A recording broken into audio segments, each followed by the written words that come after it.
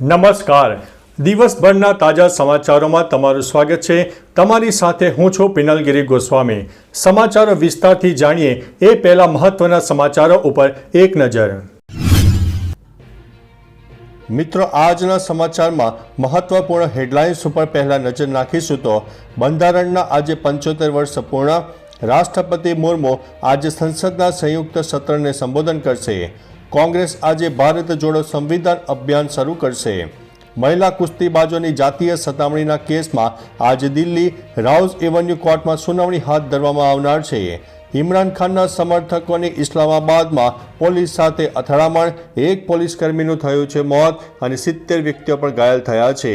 મિત્રો, અન્ય મહત્વના સમાચારની વાત કરીએ તો ચોટીલા રાજકોટ હાઈવે ઉપર મોટો અકસ્માત સર્જાયો છે, જેમાં 4 લોકોના મોત થયા છે. ગત મધરાતે ચોટીલા રાજકોટ હાઈવે ઉપર મોલડી પાસે અકસ્માત થયો હતો. મળતી માહિતી અનુસાર બોલેરો, પિકઅપ વાન અને ટ્રક વચ્ચે અકસ્માત થયો હતો. આ અકસ્માતમાં 4 મહિલાઓના મોત થયા છે, જે સિયાણી ગામના રહેવાસી છે.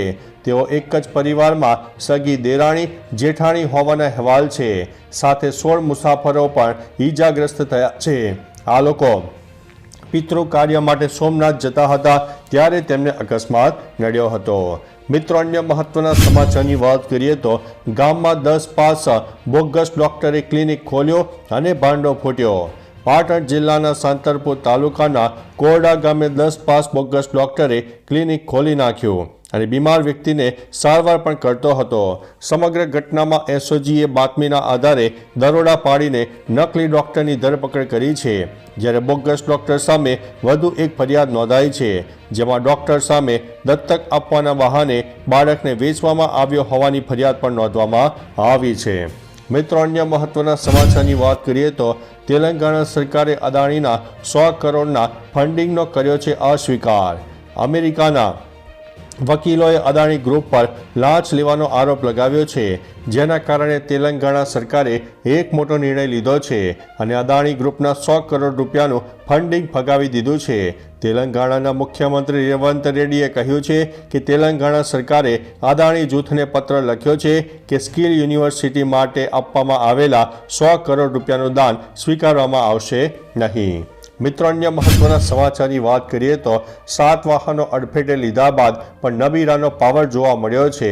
અમદાવાદના ઇસ્કોનથી આંબલી તરફ જતા રોડ પર રિપલ પંચાલ નામના નબીરાએ સવારે નશાની હાલતમાં 5 કાર અને 2 સ્કૂટર એમ 7 વાહનોને અડફેટે લીધા હતા.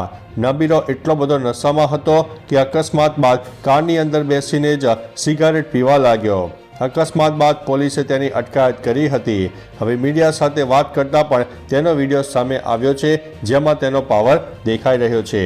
મિત્રો, અન્ય મહત્વના સમાચારની વાત કરીએ તો ફેસબુક પર ટૂરની જાહેરાત જોઈને બુકિંગ કરાવતા 1.3 લાખ રૂપિયા ગુમાવ્યા છે.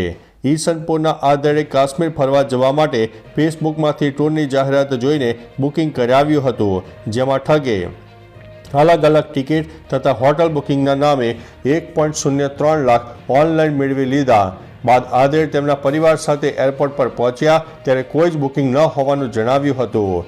આધેડને પોતાની સાથે ઓનલાઈન ફ્રોડ થયો હોવાની જાણ થતાં આ મામલે ઈસનપુર પોલીસ સ્ટેશનમાં ફરિયાદ નોંધાઈ છે.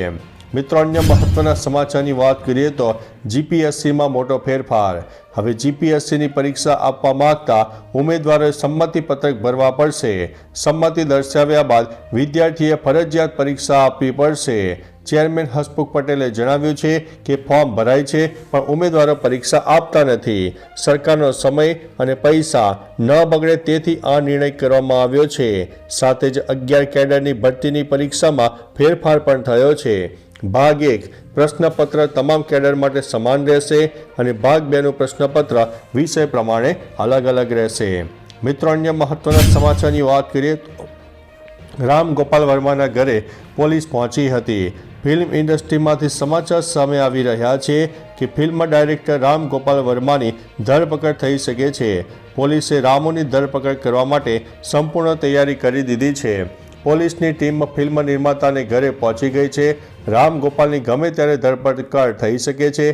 પ્રાપ્ત માહિતી અનુસાર સોશિયલ મીડિયા પર મોર્ફ કરેલી તસવીરો પોસ્ટ કરવાના મામલે પોલીસ હૈદરાબાદમાં રામુના ઘરે પહોંચી ગઈ હતી.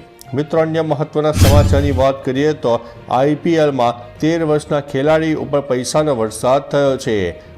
IPL 2025ની મેગા ઓક્શનમાં આ વખતે 13 વર્ષના ખેલાડી વૈભવ સૂર્યવંશીનું નસીબ ચમકી ગયું છે.